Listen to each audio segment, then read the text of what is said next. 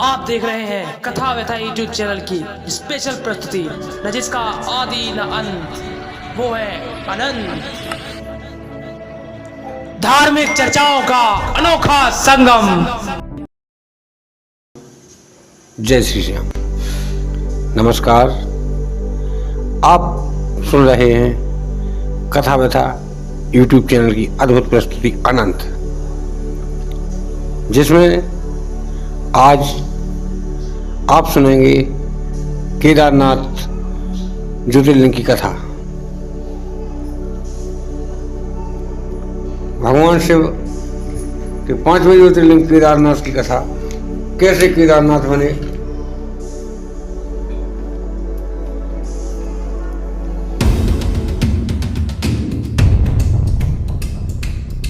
इस बारे में दो कथाएं प्रचलित हैं।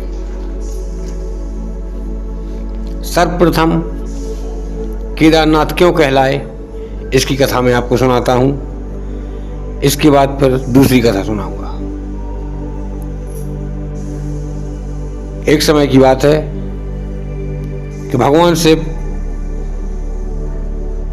का स्थायी निवास कैलाश पर है।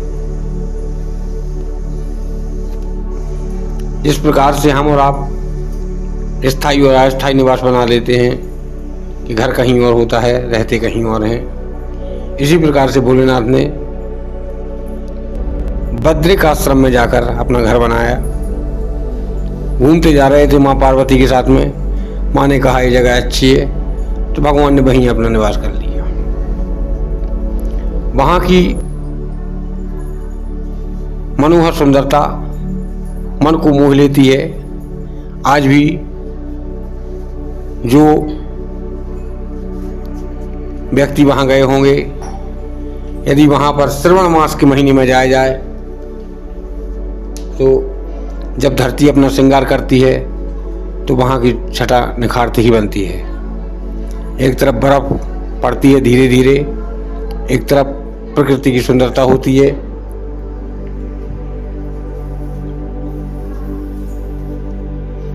इस प्रकार से जब माँ पार्वती को स्थान अच्छा लगा, तब उन्होंने कहा कि अपन यहीं वास करेंगे कुछ दिनों। माँ पार्वती के साथ भोलेनाथ वहाँ रहने लगे। जहाँ भोलेनाथ रहें उस जगह की महिमा तो भगवान ही जानता है। एक दिन की बात कि भगवान भोलेनाथ अपनी पत्नी माँ पार्वती के साथ रोज संध्याकालीन समय में नंदीश्वर पर सवार होकर धरती का भ्रमण करने के लिए निकलते थे। यह उनका रोज का नियम था। जब इस नियम का पता माँ लक्ष्मी को चला, तब वह भगवान विष्णु से बोले हे नाथ, भोलेनाथ तो हमेशा घूमने के लिए जाते हैं, कभी आप मुझे भी घूमने के लिए लेवा चलो। तब भगवान श्री हरि बोले भोलेनाथ का समय, भोलेनाथ को क्या है, एक कुटिया है, उसमें कपाट ही नहीं है, छोटे से कपाट हैं, उन्हें बंद किया और जहाँ चाहे चल दिया। उनके पास धन दौलत तो है नहीं कि कोई आकर लूट ले जाएगा। तुम्हारे यहाँ पे तो बहुत कुछ है, तुम उनकी बराबरी मत करो। माँ लक्ष्मी कहने लगी मुझे बातों में मत उलझाओ, मुझे घूमने चलना है।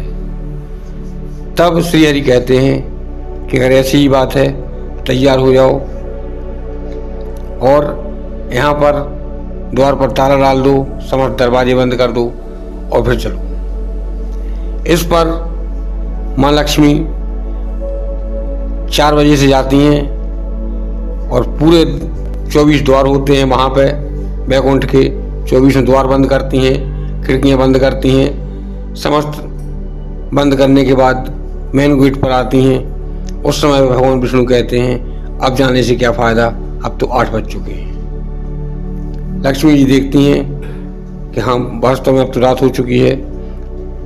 श्री हरि से कहती हैं आपने आज मुझे बेवकूफ़ बना दिया, लेकिन मैं कल बेवकूफ़ नहीं बनूंगी। कल तो आपको मेरे साथ चलना ही होगा।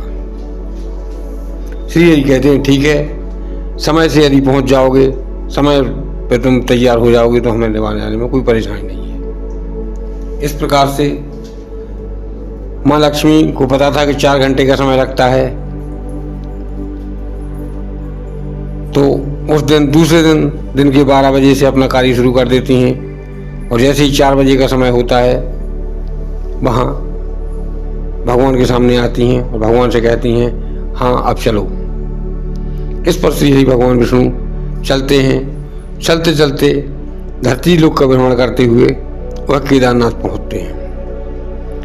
जब केदारनाथ पहुँचते हैं, वहाँ की सुंदरता माँ लक्ष्मी को मन मोह लेती है और वह कहती हैं कि यहाँ पर किसका आश्रम है। तब भगवान कहते हैं कि भोलेनाथ का आश्रम है।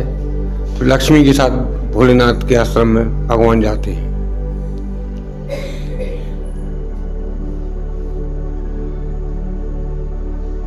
जाने के बाद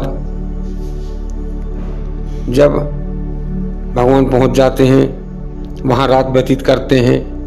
भोलेनाथ माँ पार्वती उनका बहुत स्वागत करती हैं। सुबह जब भगवान विष्णु कहते हैं कि हे भोलेनाथ मुझे चलना चाहिए, मुझे जाना है, तब भोलेनाथ वहाँ से उनको विदा कर देते हैं। विदाई के बाद अपने बैकुंठ को चले जाते हैं। अब बैकुंठ में आने के बाद लक्ष्मी का रुख बदल जाता है। उस समय पे श्री हरि कहते हैं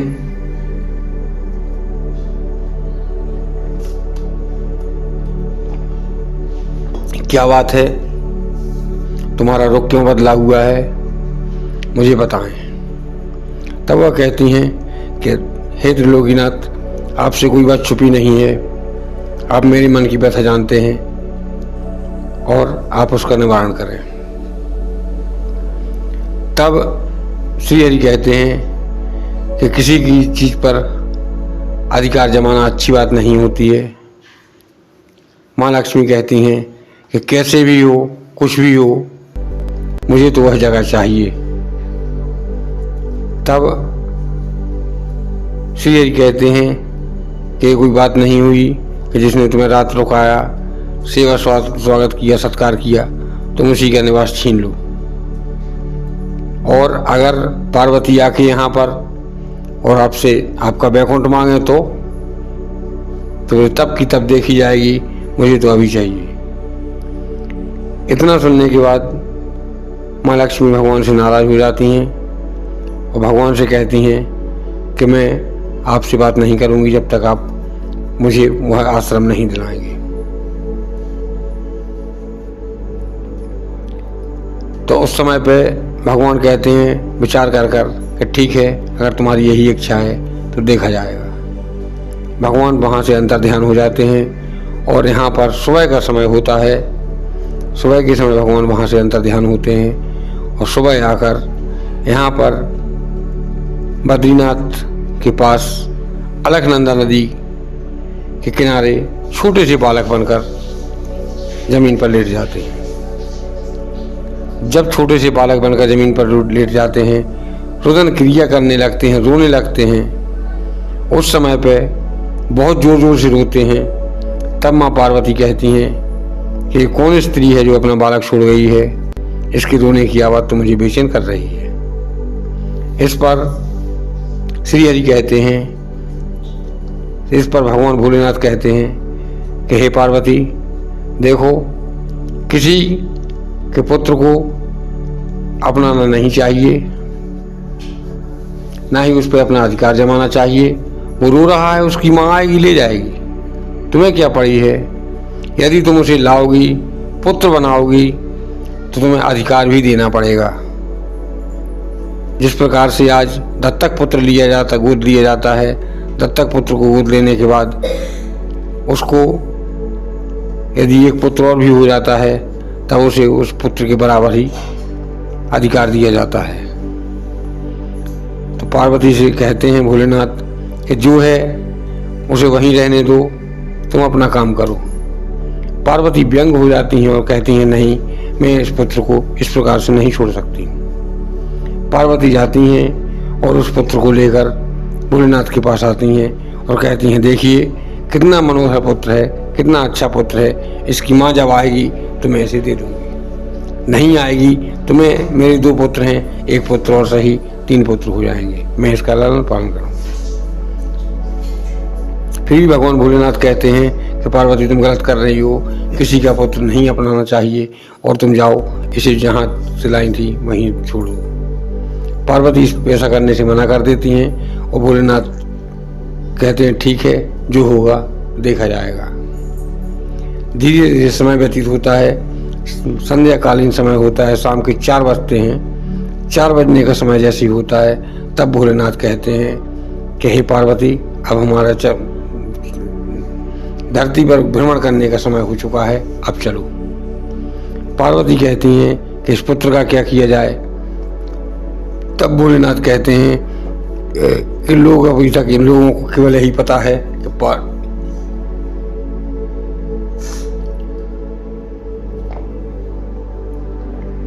पार्वती के 2 पुत्र हैं, तीसरा लेके कहाँ घूमोगी, क्या बताओगी, इसे यहीं छोड़ दो कुटिया में। कुटिया में छोड़ने के बाद शाम को आएंगे, देखा जाएगा। गढ़ पुरोहितों से कहते हैं कि हे गढ़ो, ध्यान करना है इस बालक का, बालक कुटी के अंदर है, कहीं बाहर ना निकल जाए, कोई जहरीला जीव जंतु इसे हानि ना पहुंचा दे। गढ़ पुरोहित बाहर पहरा देने लगते हैं। माँ पार्वती भोलेनाथ दोनों अपने भ्रमण के लिए निकल जाते हैं। जब लौट के आते हैं तो आज भी आप लोगों का नियम होता है, कहीं भी बाहर जाएं तो घर का दरवाज़ा, जैसे कहीं गाड़ी से जाएं या किसी प्रकार से जाएं तो घर का दरवाज़ा अक्सर पत्नी ही खोलती है। उस प्रकार से माँ पार्वती जाती हैं और दरवाजे को धक्का देती हैं, कुटिया के दरवाज़ा नहीं खुलता है। भोलेनाथ से कहती हैं कि देखो उस बालक के रोने की आवाज़ भी नहीं आ रही है, कहीं किसी सर्प ने, किसी जानवर ने तो नहीं डस लिया है, आप देखें। तब भोलेनाथ कहते हैं तुम्हारा बालक है, तुम ही देखो। पार्वती को क्रोध आता है, 2-3 बार गुस्सा करती हैं और ये दरवाज़ा खोलती हैं। दरवाज़ा खोलती हैं तो वह देख के दंग रह जाती हैं कि बालक की जगह में भगवान श्री हरि विष्णु और माँ लक्ष्मी दोनों बैठे हुए हैं। अब पार्वती देखकर सन्न रह जाती हैं और कहती हैं कि ये क्या माया है, अभी तो मैं अपना पुत्र छोड़ के गई थी और यहाँ पर आप कैसे पधारे। तब वह कहते हैं मैं ही पुत्र बन के आया था। तब वह कहती हैं कि पुत्र बन के आए थे, क्या चाहिए मांग लो।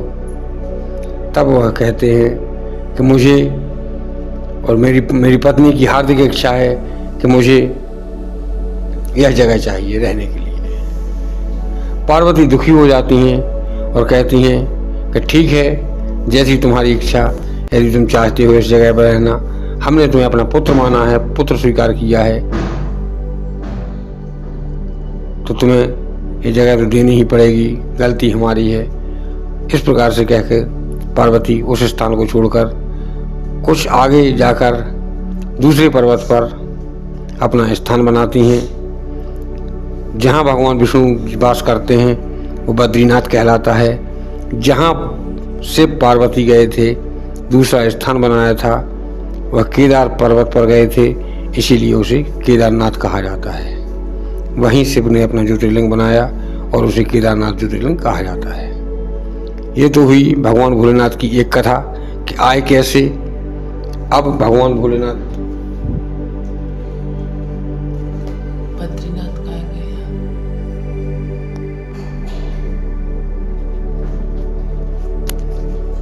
कथा में जुड़ गए। उसके बाद भगवान विष्णु अपनी उस कुटिया में रहने लगते हैं। उन्हें कुटिया से इतना ज़्यादा मोह हो जाता है कि वह लक्ष्मी से बात करना त्याग देते हैं और उसी कुटी के अंदर बैठकर भगवान का भजन करने लगते हैं। इस पर माँ लक्ष्मी से जब बात नहीं करते हैं तो वह बाहर आती हैं और बाहर आकर एक बेरी के पेड़ के नीचे बैठ जाती हैं। वहाँ बेरी के विशाल वृक्ष थे, बहुत से वृक्ष थे, और बेरी को संस्कृत में बद्रिक कहा जाता है। उस पर माँ लक्ष्मी बैठकर तपस्या करती हैं उस पेड़ के नीचे। जब कई वर्ष बीत जाते हैं तब भगवान बाहर निकलते हैं और भगवान बाहर निकलकर लक्ष्मी जी को वरदान देते हैं कि जाओ, आज से इस स्थान का नाम बद्रीनाथ का कहलाएगा। इस प्रकार से वह बद्रीनाथ बना। भोलेनाथ केदारेश्वर पर्वत पर गए थे, इसीलिए उनका नाम केदारनाथ पड़ा। अब सुनिए आप भगवान की दूसरी कथा। एक समय की बात है, ब्रह्मा जी के पुत्र धर्म और पुत्र वधु यानी कि धर्म की पत्नी मूर्ति के दो पुत्र हुए, जिनका नाम नर और नारायण पड़ा। नर और नारायण दोनों ने कठिन तपस्या की, उग्र तपस्या की। उग्र तपस्या करने के बाद भोलेनाथ प्रसन्न हुए और नर और नारायण ने भोलेनाथ को प्रसन्न किया। भोलेनाथ प्रसन्न हुए। भोलेनाथ ने कहा, हे नर नारायण, वरदान मांग लो। तब नर नारायण भोलेनाथ का बहुत ही जिस प्रकार से आज आप लोग कई लोग शिव प्रेमी श्रवण मास के सोमवार को भोलेनाथ का शिवार्चन करते हैं, उस प्रकार से नर और नारायण रोज शिवार्चन किया करते थे। इस पर भोलेनाथ बहुत जल्दी प्रसन्न हुए और उनसे बोले, वरदान मांग लो। तब नारायण दोनों ने कहा कि अगर आप मुझ पर प्रसन्न हैं तो अब इसी जगह पे ज्योतिर्लिंग के रूप में स्थापित हो जाएं। उसी जगह पे भगवान शिव ज्योतिर्लिंग के रूप में स्थापित हुए और वह केदारनाथ ज्योतिर्लिंग कहलाए। केदारेश्वर पर्वत पर होने के कारण वह केदारनाथ ज्योतिर्लिंग कहलाए। नर और नारायण का वर्णन महाभारत काल में आया है। भगवान श्री कृष्ण ने गीता में भगवान अर्जुन से कहा है कि हे अर्जुन, तू अपना पूर्व जन्म ध्यान कर। हम और मैं और तू नर और नारायण हुए। ब्रह्मा पुत्र धर्म की पत्नी मूर्ति के दो पुत्र हुए, नर और नारायण।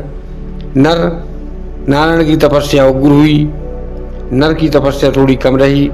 इस प्रकार से नर जो थे वो अर्जुन बने, नारायण जो थे वो भगवान कृष्ण बने। इस प्रकार से आज भी बद्रीनाथ में केदारनाथ, बद्रीनाथ, गंगोत्री और यमुनोत्री 4 धाम माने जाते हैं। वहाँ के चारों धामों की यात्रा करना चाहिए और नर और नारायण पर्वतों की परिक्रमा करना चाहिए, जो की जाती है केदारनाथ बद्रीनाथ जाने वालों के लिए। मैं ईश्वर से कामना करूँगा कि आपके जीवन में भी एक बार ऐसा समय आए कि आप केदारनाथ और बद्रीनाथ के दर्शन करें। यहीं पर मेरी कथा समाप्त होती है। अगर आपको यह कथा अच्छी लगे तो लाइक करें, शेयर करें, सब्सक्राइब करें, कमेंट करें। जय श्री श्याम, जय श्री श्याम, जय श्री